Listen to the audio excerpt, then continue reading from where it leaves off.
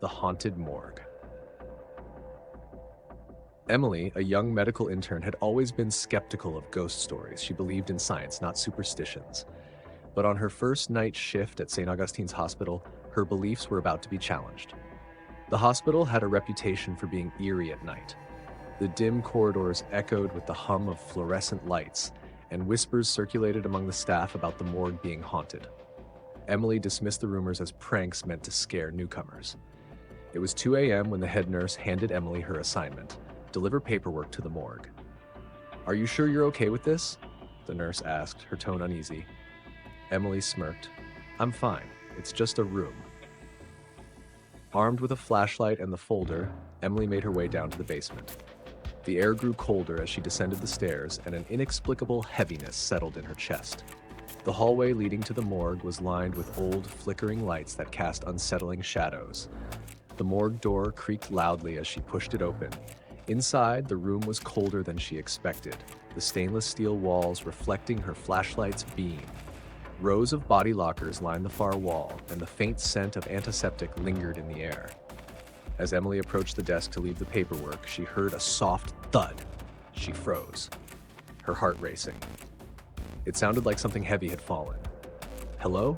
she called out, her voice trembling. Silence. She shook her head, convincing herself it was just her imagination. But as she turned to leave, a sharp, metallic screech made her stop.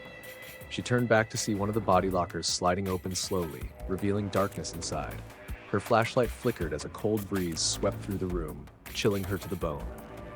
She stepped closer, her curiosity battling her fear. Peering into the locker, she found it empty. Suddenly, the door behind her slammed shut and the room was plunged into darkness. Panic surged through her as she fumbled with her flashlight, hitting it until it flickered back on. That's when she saw it, a shadowy figure standing at the far corner of the room. It was tall, with hollow eyes that seemed to glow faintly. The figure tilted its head as if studying her before taking a slow, deliberate step forward.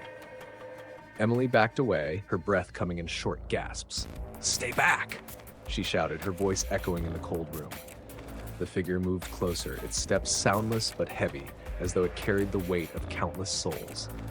Desperately, Emily grabbed a scalpel from the counter, holding it out defensively. "I'm not afraid of you," she lied, her voice shaking. The figure paused, its hollow eyes locking onto hers.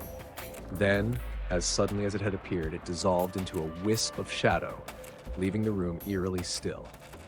The door creaked open behind her and the lights flickered back to life. Emily didn't wait to understand what had just happened. She bolted out of the morgue, vowing never to return alone. The next morning, when she recounted the incident, the head nurse nodded grimly. "You're not the first to see him," she said quietly. "The morgue has its visitors, and they don't always stay in their lockers."